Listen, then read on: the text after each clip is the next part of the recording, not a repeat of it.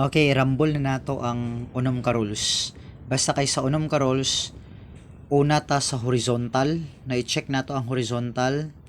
If okay na ang horizontal, wala na tayo ma-times, wala na same og base, proceed sa vertical, sa divide. Again, proceed sa divide. Kung wala na ang divide, proceed dayon ta sa 0.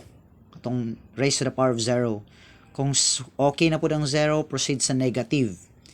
Kung okay na po ang negative, aya na din tap mo proceed sa katong distribute kanin para sa inani. Okay? Basta simplified na ang nasa sulod.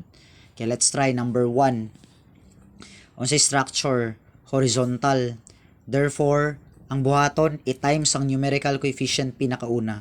Pila ang numerical coefficient ani? Understood ni na ay 1. Again na understood na siya na numerical coefficient na 1. So 1 times 1 is equal to 1. Most of the time, we don't need to write that 1. Sige, for the sake of example, ibutang lang nato 1. Then, proceed din ka sa variables na x. Kung na x, mo nang i-add. Nabay parehas na So, 5 plus 2, we have 7. Again, pag 1 siya, pwede na dili isulat. So, final answer dyan is x raised to the power of 7. So, we have here another example. 2m raised to the power of 2 times 2m raised to the power of 3. Again, una ta sa numerical coefficient kay horizontal man ni times tsaka wala ta nag-raise sa power So we have here again numerical coefficient sa tauna. 2 times 2 we have 4. Again dili nato i-add ang numerical coefficient, only the variable. Next, proceed ta sa variable. Nabay parehas na So we have here 5. 2 plus 3, 5. By the way, kung mo try kag answer, i-post siya, then sulat dayon as I discuss this one.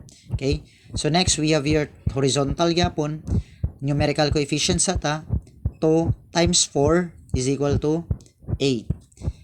K raised to the power 4, tsaka K raised to the power of 1 na may parehas na K, i-add nato ang ilang exponent. Ang exponent ra ang i-add dili ang numerical coefficient. So 4 plus 1 is equal to 5. Paki-check na lang kung correct ang imong answer. Again, i-post ang video kung mag-answer pa. So 1, understood numerical coefficient sa ta, 1 times 3 is equal to 3. M raised to the power, merong M sa pika, so i-plus nato. 4 plus 5, 9. Next, we have 4n raised to the power 4, tsaka 2n raised to the power of negative 3. Again, same pa rin yan kasi nasa horizontal, same pa rin. I-times ang numerical coefficient, i-add ang same variable. So, 4 times 2, 8. N. Meron bang similar sa pikas na n? Meron. Again i-plus. 4. Pakita lang nila ako kay medyo negative man 4 plus negative 3. So, nagiging, again, law of exponent. Kopyahin mo na.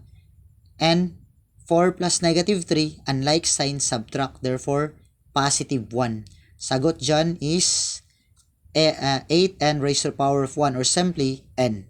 Again plus na. Nganong na imo nag-1, gi-apply nato ang rule sa integers rule sa adding integers. Okay? Next, we have here 2x raised to the power of 3, y negative 3, y raised to the power of negative 3 times 2x negative 1 y raised to the power of positive 3. Again i-apply nato tanan ang rules, but perminte ta muna sa horizontal.